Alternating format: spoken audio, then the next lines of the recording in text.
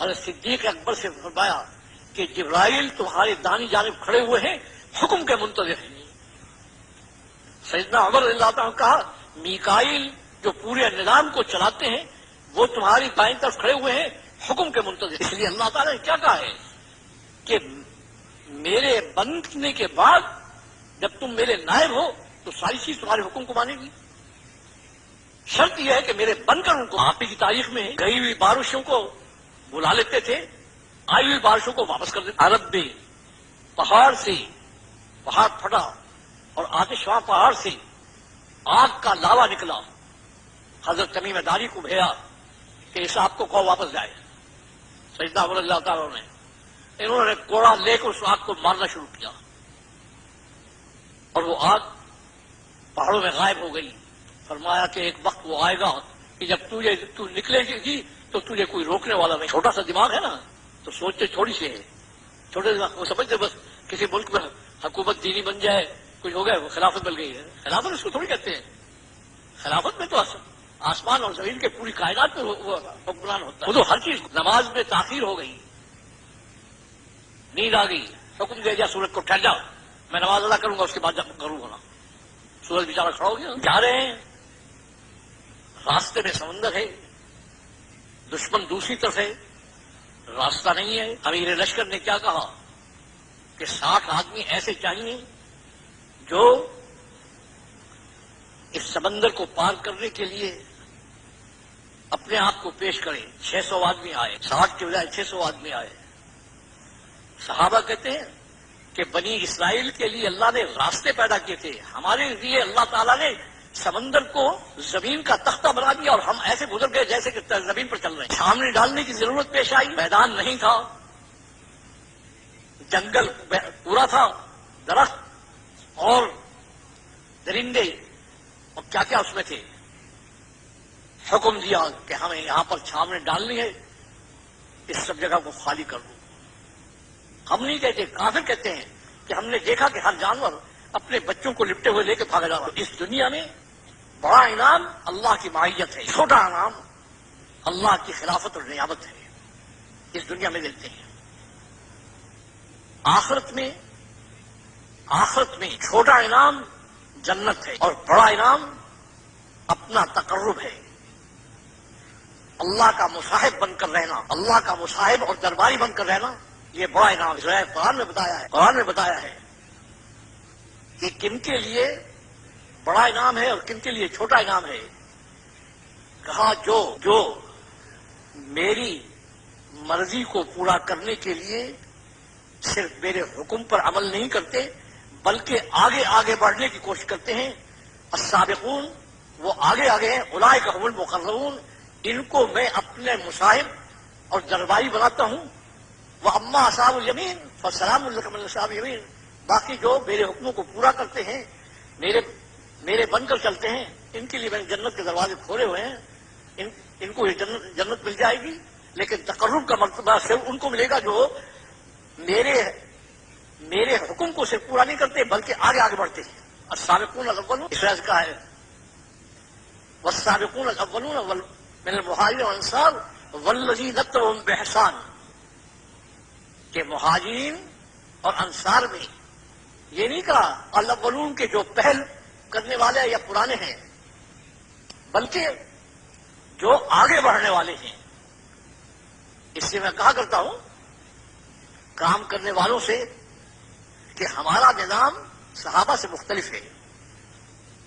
صحابہ جتنے پرانے ہوتے تھے وہ آگے بڑھتے تھے، اور ہمارا کیا نظام ہے؟ ہمارا نظام یہ ہے کہ جتنا پرانا ہے وہ اپنی جان بچاتا ہے کام سے، گشت کا وقت آئے گا تو جان بچائے گا کہ تم چلو میں یہیں بیٹھا ہوں، مشورہ کرنا ہے، یہ کرنا ہے، وہ کرنا ہے، بہانے بناتا ہے جان۔ پرانے جو ہیں ان کو طریقے میں بہت آتی ہیں، ان ترکیبوں کی وجہ سے کام سے اپنا جان چھڑا لیتے ہیں۔ ایک ترکیب یہ بھی ہے کہ کسی بڑے کام کرنے والے سے تعلق پیدا کر لیتے ہیں، کام ذرہ بھر نہیں کرتے، اس تعلق کو سمجھتے ہیں کہ بس یہی کام ہے، حالانکہ رسول اللہ صلی اللہ علیہ وسلم نے اپنی بیٹی سے کہہ دیا ہے، یا فاطمہ بنت محمد اعمری فانی لا املک من اللہ شیئا، کہا میرے رشتے کے اوپر بھروسہ مت کرنا، عمل کرو، وہاں عمل چلے گا، میرا رشتہ نہیں چلے گا وہاں. یہاں کہتے بزرگوں سے تعلق ہو گیا، بس ہو گیا قصہ، کچھ بھی نہیں ہو. اس لیے حدیث میں حضور صلی اللہ علیہ وسلم نے ایک تفصیل بتائی ہے. فرمایا کہ جب اللہ کے دربار میں انبیاء علیہ الصلوۃ والسلام کی کرسیاں اور ممبر لگے ہوئے ہوں گے اور فرشتے ان کو بٹھائیں گے، تو تھوڑی دیر کے بعد میری امت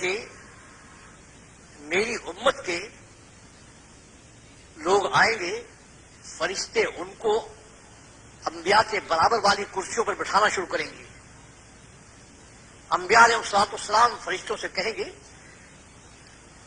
کہ نشان نبوت تو ان پر ہے نہیں، بٹھا رہے ہو ہمارے برابر. جیسے پولیس والوں کا نشان ہوتا ہے، فوج والوں کا نشان ہوتا ہے، انبیاء علیہ الصلوۃ والسلام کا بھی کوئی نشان ہے. تو وہ کہیں گے کہ وہ نشان تو ان کے پر ہے نہیں. یہ کون لوگ جن کو ہمارے برابر کرسیاں دی گئی ہیں اور اللہ کے دربار میں ان کو یہ مقام دیا گیا، یہ ہے کون لوگ؟ نبی تو ہے نہیں، یہ حدیث بتا رہا ہوں.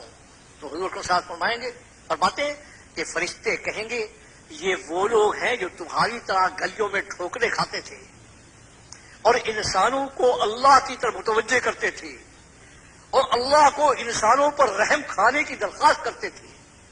کیونکہ یہ تمہارا والا کام کرتے تھے اس لیے حکم دیا گیا ہے کہ ان کو بھی تمہارے برابر بٹھا دو. وہ مقام سب کے لیے نہیں ہے، عبادت گزاروں کے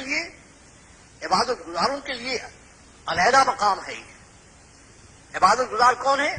جو اپنے آپ کو اللہ سے جوڑنے کے لیے اس کی پوری فرامین کی پورے طور پر اس پر چلتے ہیں اور رات دن اس کی عبادت میں رہتے ہیں. ان عبادت کی طرف لانے پر رات دن محنت کرتے تھے. یہ مقام نمائندگی کا ہے، اللہ کی نمائندگی. اور یہ نمائندگی کا مقام یا تو اللہ تعالیٰ نے انبیاء علیہ الصلوۃ والسلام کو دیا ہے یا نیابت میں اس امت کو دیا ہے. اس لیے جہاں آپ کا ذکر ہے بتا دیا ہے، ہم خوش ہوئے پھر رہے ہیں. ایک عالم مجھ سے کہنے لگی کہ ہمیں خیر امت اس وجہ سے کہا گیا ہے کہ ہم سید الانبیاء کی امت ہیں. میں نے کہا نہیں، اللہ نے اسی مغالطے کو دور کرنے کے لیے آگے خود بتا دیا ہے. کنتم خیر امت اخرجت للناس، پوری انسانیت کی رہبری کی ذمہ داری ادا کرتے ہو تو تم اس میں شمار ہوگے، مگر ان میں شمار نہیں ہوگے. اس لیے میں نہیں کہہ رہا. سیدنا عمر رضی اللہ تعالیٰ عنہ اس آیت کو اپنے خطبے میں پڑھتے تھے اور اس میں فرمایا کرتے تھے کہ اگر اس امت میں تم نے کھڑا ہونا ہے فَأَدُّوا شرط اللہ منہا، اللہ نے اس امت میں کھڑے ہونے کی اخرجت للناس، پوری دنیا کے انسانوں میں پھرنے اور جانے کی شرط لگائی ہے.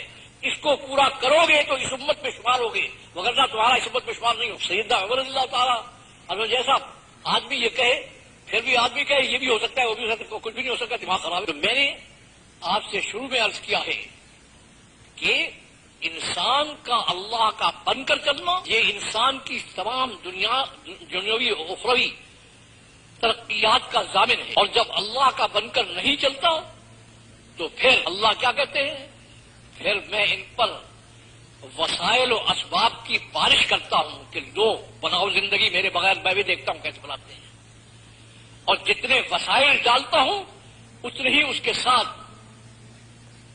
جتنے وسائل میں ڈالتا ہوں انسانوں کو، جتنے وسائل دیتا ہوں اس کے ساتھ ساتھ میرے نظام میں یہ طے ہے کہ مصیبتیں بھی اتنی ہی بھیجتا ہوں، آفات کے دروازے کھول دیتا ہوں، پریشانیوں کے دروازے کھول لیتا ہوں. اس لیے آپ دیکھیں گے جتنے وسائل بڑھتے جا رہے ہیں اتنی بیماریاں بڑھتی جا رہی ہیں، جتنے وسائل بڑھتے جا رہے ہیں اتنی ہی پریشانیاں بڑھتی جا رہی ہیں، جتنے وسائل بڑھتے جا رہے ہیں اتنی ہر ملک سے آواز آ رہی ہے، ہر ملک سے آواز آ رہی ہے کہ ہم جس مصیبت میں مبتلا ہے اس کا کوئی حل نظر نہیں آتا. پہلے تو میں آپ لوگوں کی بات کو مان لیتا تھا کہ امریکہ والے انگلینڈ والے بڑے عیش میں ہیں، ان کے پاس یہ ہے وہ.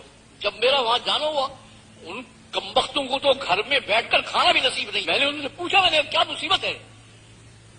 کہنے لگی اگر ہم بیٹھ کے کھانے کے لیے بیٹھیں اور گھروں میں گھر والوں کے ساتھ رہیں